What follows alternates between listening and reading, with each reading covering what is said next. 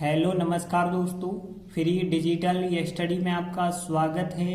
आप पढ़ रहे हैं कक्षा 12वीं NCERT गणित, जिसमें आप अध्याय 1 संबंध एवं फलन की प्रश्नावली 1.3 के अंतर्गत उदाहरण 20 देखते हैं। तो देखिए, उदाहरण 20 कहा गया है f तथा g ऐसे दो फलनों पर विचार कीजिए ताकि गॉफ जो है परिभाषित भी रहे और एकेकी भी रहे।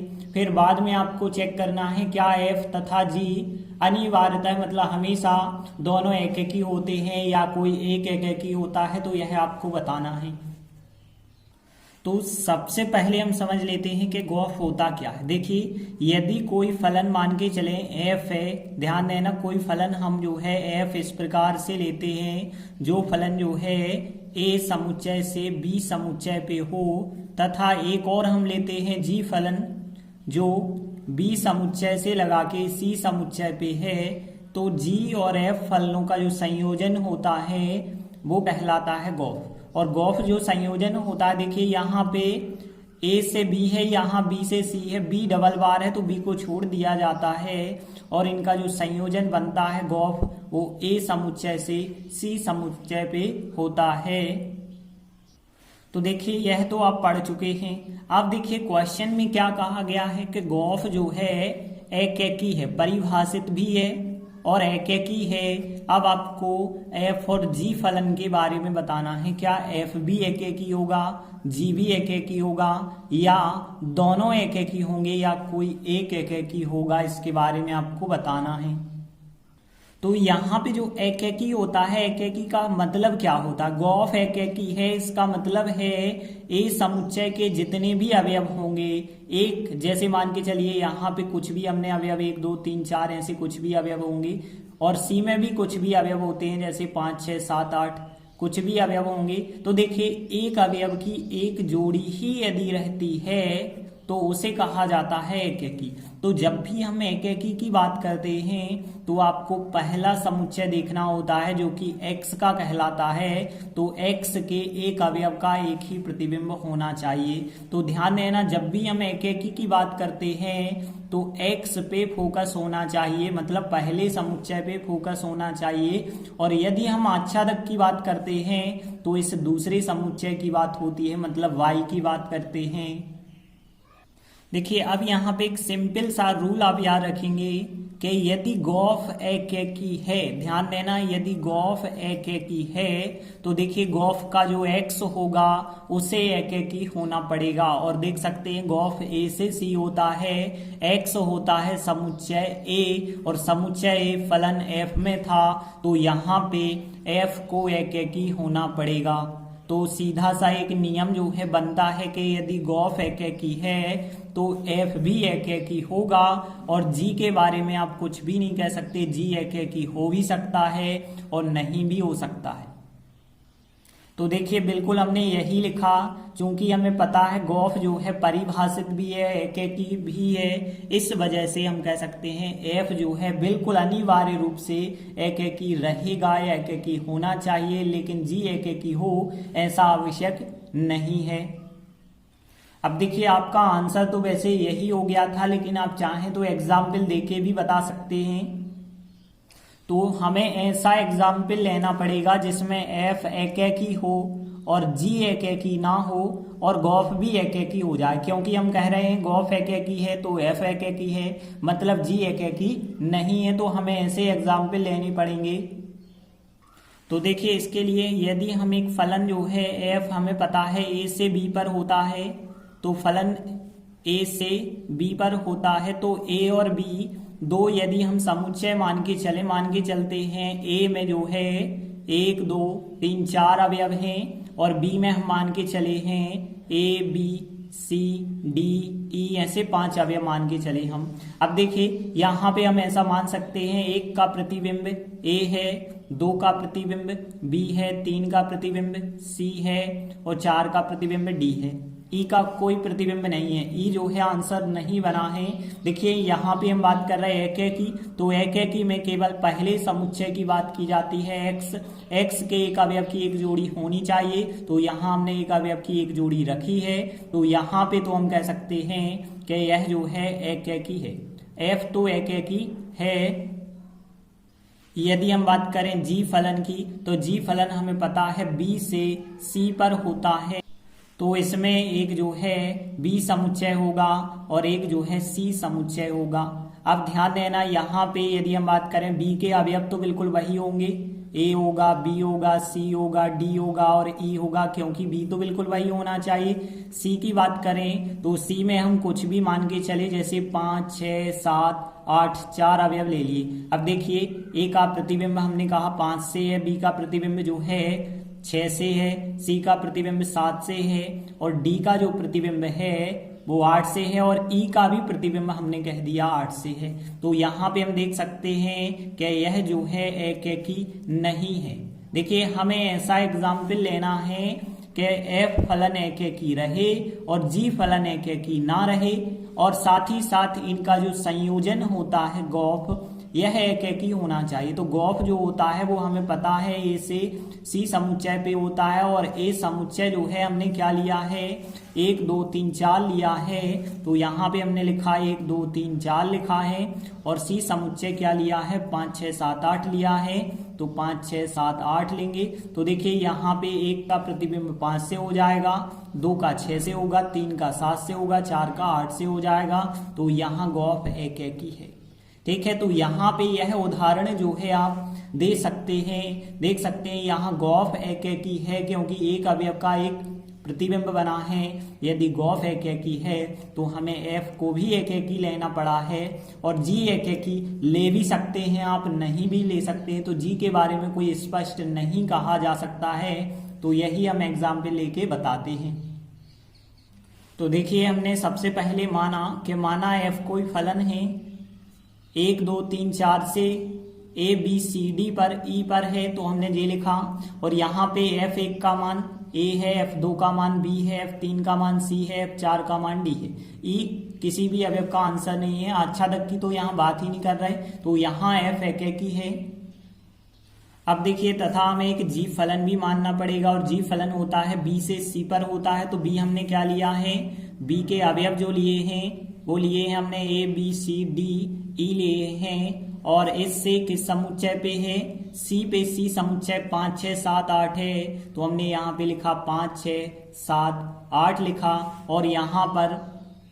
और यहाँ पर क्या चीज है, देखिए ए का प्रतिबिंब 5 है, तो हमने यहाँ पे लिखा जी ए का प्रतिबिंब 5 है और फिर जी बी का जो प्रतिबिंब है वो 6 है और फिर जी सी का जो प्रतिबिंब है 7 है और फिर यहाँ पे डी और ई का दोनों का जो प्रतिबिंब है वो कितना है, 8 है। तो हमने लिखा डी का प्रतिबिंब और जो है ई का प्रतिबिंब, दोनों के प्रतिबिंब 8 के बराबर हैं।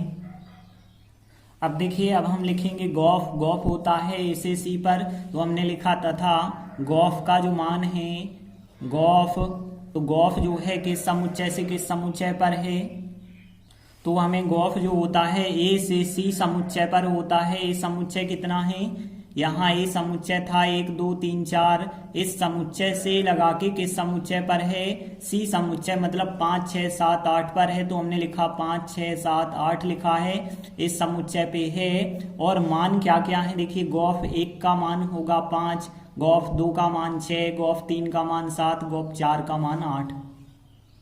तो देखिए, हमने लिखा गौफ 1 का मान 5, गौफ 2 का मान 6, गौफ 3 का मान 7, गौफ 4 का मान 8। तो देखिए, जो हमने उदाहरण लिए हैं इनसे प्रमाणित होता है एफ एकैकी है, जी एकैकी नहीं है, क्योंकि 2 अवयवों का एक प्रतिबिंब है और उनका गौफ भी एकैकी है। तो देखिए, हमने लिखा इन सब एग्जाम्पल से क्या प्रमाणित होता है कि गौफ तो एकैकी है और गौफ एकैकी है, तो एफ जो है हमेशा एकैकी है, अनिवार्यतः एकैकी है, किंतु जी स्पष्ट रूप से एकैकी नहीं है। देखिए, अगला उदाहरण 21 की बात करें, यदि गौफ आच्छादक है तो क्या एफ तथा जी दोनों अनिवार्यतः आच्छादक होंगे। तो देखिए, अभी हमने पिछले सवाल में देखा था कि यदि गौफ एकैकी है तो x वाला जो फलन होगा, x वाला जो फलन था वो f था, मतलब x वाला समुच्चय जो है a है और a समुच्चय f वाले फलन पे है। तो हमने देखा गॉफ यदि एकेकी है तो एफ भी एकेकी हुआ है। अब हमें बताना है आच्छादक के लिए कहा गया है कि गॉफ यदि आच्छादक है तो आप बताइए क्या जी और एफ दोनों आच्छादक होंगे या दोनों में से कोई एक आच्छादक होगा। तो ध्यान देना, हमने बताया था एकेकी निर्भर करता है एक्स के मान पर। एक्स के मान का एक अवयव का एक प्रतिबिंब होना चाहिए, तब एकेकी कहलाता है। तो एक्स मतलब ए समुच्चय और ए समुच्चय का मतलब एफ फलन। लेकिन आच्छादक की भी हमने बात बताई थी, आच्छादक वाई पर निर्भर करता है। इस वाई पर ध्यान देना, आच्छादक जो होता है वाई पर निर्भर करता है।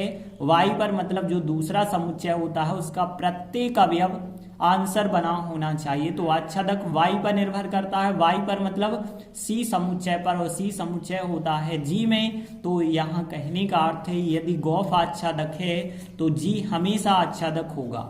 जी जो है आच्छादक होना चाहिए, तभी गॉफ जो है आच्छादक होगा।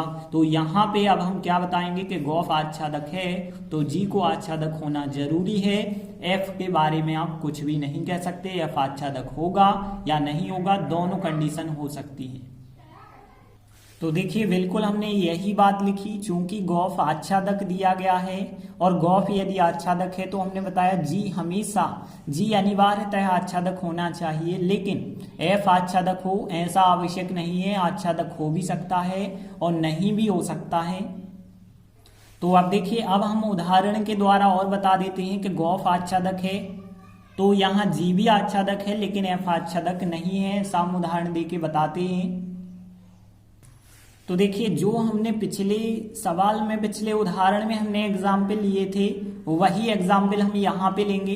देख सकते हैं यहाँ पे एफ फलन जो था हमने 1 2 3 4 से लगा के A B C D E पर लिया था, तो यहाँ ई अवयव खाली बच चुका है। तो एफ आच्छादक तो नहीं है, क्योंकि आच्छादक तब होता है जब दूसरे समुच्चय के हर एक अवयव को आंसर बनाया गया हो। तो यहाँ ई जो है किसी भी अवयव का आंसर नहीं है, तो इस वजह से एफ फलन आच्छादक नहीं है। और यहाँ पे देखें, जी फलन के जितने भी अवयव हैं वाई में मतलब दूसरे समुच्चय में, वो सभी अवयव आंसर बने हुए हैं, तो यह तो आच्छादक है। जबकि गॉफ यदि हम देखें तो गॉफ का भी दूसरा जो समुच्चय है उसके सभी अवयव आंसर बने हुए हैं, तो गॉफ भी यहाँ पे आच्छादक है। तो यहाँ गॉफ आच्छादक है और जी आच्छादक है लेकिन एफ आच्छादक नहीं है। तो यही एग्जाम्पल जो हमने अभी दिया था वो फिर दोबारा देते हैं एग्जाम्पल। तो देखिए, हम मान के चले एक फलन एफ है, 1 2 3 4 समुच्चय से A B C D E समुच्चय पर है, और 1 का प्रतिबिंब 1 है और 2 का प्रतिबिंब बी, 3 का प्रतिबिंब सी, 4 का प्रतिबिंब जो है डी है। इसी प्रकार हम एक जी फलन मान के चलेंगे जो बी से सी पर है, मतलब इस समुच्चय से इस समुच्चय पर है। तो हमने लिखा एक फलन जी माना गया है, और जो जी फलन है A B C D E इससे जो है 5 6 7 8 समुच्चय पर है, और जी ए का मान 5, जी बी का मान 6, जी सी का मान 7 और डी और ई का जो प्रतिबिंब है वो 8 है। तो जी डी और जी ई दोनों के प्रतिबिंब 8 के बराबर हैं। अब हम आगे गॉफ फलन जो है मानेंगे। गॉफ फलन क्या मानेंगे, ए से सी पर है मतलब 1 2 3 4 से 5 6 7 8 पर है। तो देखिए, हमने लिखा कि गॉफ फलन जो है 1 2 3 4 से 5 6 7 8 पर है। यहाँ पे गॉफ 1 का मान 5, गॉफ 2 का मान जो है 6 है, और गॉफ 3 का मान 7 है, गॉफ 4 का मान 8 है। तो देखिए यहाँ पे अब क्या स्पष्ट है, यहाँ पे देख सकते हैं गॉफ जो है आच्छादक है, क्योंकि देख सकते हैं जो सी वाला समुच्चय है, वाई समुच्चय की बात करते हैं तो वाई देख सकते हैं वाई के सभी अवयव आंसर बने हुए हैं। गॉफ आच्छादक है, गॉफ आच्छादक है तो जी भी आच्छादक है। देखिए यहाँ पे जो 5 6 7 8 हैं, जो हर एक अवयव के जो है प्रतिबिंब बने हुए हैं, कोई प्रतिबिंब जो है यहाँ पे खाली नहीं बचा है, तो जी आच्छादक है। लेकिन एफ आच्छादक नहीं है, क्योंकि यहाँ ई अवयव खाली बच चुका है। तो यहाँ पे आप लास्ट में यही बताएंगे कि इन सब एग्जाम्पल से प्रमाणित होता है कि गॉफ यदि आच्छादक है तो जी अनिवार्यतः आच्छादक होगा, किंतु जो है एफ आच्छादक होगा यह स्पष्ट नहीं है। तो देखिए लास्ट लाइन में क्या लिखना है, इन सब उदाहरणों से, जो हमने जो उदाहरण दिए हैं, इन सब एग्जाम्पल से प्रमाणित होता है कि गौफ आच्छादक है यदि, तो जी अनिवार्यतः आच्छादक होगा, किंतु एफ जो है आच्छादक होगा या नहीं होगा, तो स्पष्टतः आच्छादक नहीं है इस एग्जाम्पल पे। देखिए अगला उदाहरण है, मान लीजिए कोई फलन एफ है 1 2 3 से ए बी सी पर है और एकेटी और आच्छादक फलन है, और आगे जो है f1 का मान a, f2 का मान b और f3 का मान c बताया गया है। अब यदि कोई g फलन जो है आप उसको पलट के ले लेते हैं तो सिद्ध करना है कि g फलन का यदि अस्तित्व है तो गॉफ का मान ix होगा, फॉग का मान iy हो जाएगा, जहां x जो है 1 2 3 को बताया गया है और y जो है a b c को बताया गया है। तो देखिए हमने लिखा दिया है एक फलन f है 1 2 3 से ए बी सी पर है, और यहाँ पे f1 का मान जो है a है और f2 का जो मान है, f2 का मान b है और f3 का जो मान है वो c है। ये तो हमें क्वेश्चन में दिया गया है। तथा यदि g फलन इस प्रकार से माना जाए कि इसको पलट के माना जाए, 1 2 3 से ए बी सी है, अब यहाँ पे बताया गया ए बी सी से 1 2 3 मान लिया जाए। यदि आप ए बी सी से 1 2 3 मान लेते हैं, इसको पलट के मानते हैं, तो ध्यान देना पलट के जो करने पर यहाँ पे जी ए का मान 1 होगा, ठीक है ना। आप लिखेंगे जी ए का जो मान होगा 1 हो जाएगा और जी बी का जो मान होगा वो 2 हो जाएगा और जी सी का जो मान होगा वो 3 हो जाएगा। अब देखिए अब आपको कहा गया है कि आपको क्या दर्शाना है, जो जी फलन ऐसा लेना था ताकि गॉफ का मान ix हो जाए, फॉग का मान iy हो जाए। तो अब जो है हम यहाँ पे गॉफ का मान निकालेंगे और चेक करेंगे कि गॉफ का मान क्या निकलता है। तो देखिए गॉफ का मतलब होता है गॉफ x। गॉफ का मतलब क्या होता है, ध्यान रखना, गॉफ x होता है। देखिए यहाँ लास्ट में f दिया गया है और f फलन जो है x के रूप में होता है, क्योंकि जब भी हम f फलन की बात करते हैं तो पहले ही समुच्चय की बात करनी होती है, पहला समुच्चय मतलब x का। तो गॉफ x निकालते हैं और x का जो मान होगा क्वेश्चन में बताया गया है 1 2 3, इसलिए हम 1 रखेंगे, 2 रखेंगे, 3 रखेंगे। तो यहाँ x के स्थान पर हम एक बार गॉफ 1 रखेंगे, फिर जो है गॉफ 2 रखेंगे और फिर जो है गॉफ 3 रखेंगे। तो इस प्रकार से हमें जो है मान रखने पड़ेंगे गॉफ 1, गॉफ 2 और गॉफ 3। और देखिए आपको पता है गॉफ x कैसे निकाला जाता है। तो गॉफ x निकालने के लिए जो तरीका होता है, जी ओ का मतलब कोष्टक और बाकी बचा होगा जो fx लिख देते हैं आप। तो यहाँ पे भी सेम बिल्कुल वही आपको विधि अपनानी पड़ेगी। तो जी लिखा ओ का मतलब कोष्टक है, बाकी क्या बचा होगा, f1 बचा होगा। अब देखिए f1 का मान रख देना, जी लिखा हमने और f1 का मान कितना है, a है, तो हमने a रख दिया और ga का जो मान आया है, ga का मान कितना है, 1 है।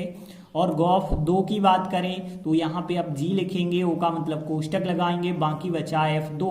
और यदि हम देखें तो यहाँ पे जी हमने लिखा और f2 का मान, f2 का मान कितना है, b है, तो हमने यहाँ पे b रखा। अब बन चुका है जी बी और जी बी का जो मान है वो कितना है, 2 आ जाएगा। अब हम गॉफ 3 का मान ज्ञात करेंगे तो यहाँ जी और फिर ओ का मतलब कोष्टक और बाकी क्या बचा है, f3। और देखा जाए तो जी लिखा और f3 का मान कितना है, c है, तो c रखेंगे तो क्या बन गया, जी सी, और जी सी का मान कितना है, यहाँ पे 3 है। तो यहाँ पे देखिए एक बात स्पष्ट हो जाती है, तो हमने यहाँ पे लिखा, यहाँ स्पष्ट है, क्या स्पष्ट है यहाँ पे कि गॉफ का जो मान हमने निकाला है 1 2 3 आ रहा है, मतलब पूरा का पूरा x आ रहा है। तो यहाँ पे आप लिख सकते हैं कि यहाँ पे गॉफ x का मान ix आ जाता है। तो यहाँ स्पष्ट है कि गॉफ का मान जो है ix आया है। और जहाँ पे x का मतलब क्या था ये भी आप बता सकते हैं, जहाँ जो x समुच्चय है उसका मतलब था कि 1 2 3 आया है। तो एक चीज तो आपकी सिद्ध हो जाती है कि गॉफ का मान ix होता है। अब आपको सिद्ध करना है कि फॉग का मान iy होता है। तो हमने लिखा तथा, अब हम देखिए फॉग का मान निकालेंगे। अब ध्यान देना फॉग का मान कैसे निकाला जाएगा, फॉग का मतलब होता है फॉग y, ध्यान रखना फॉग का मतलब क्या होता है, फॉग y।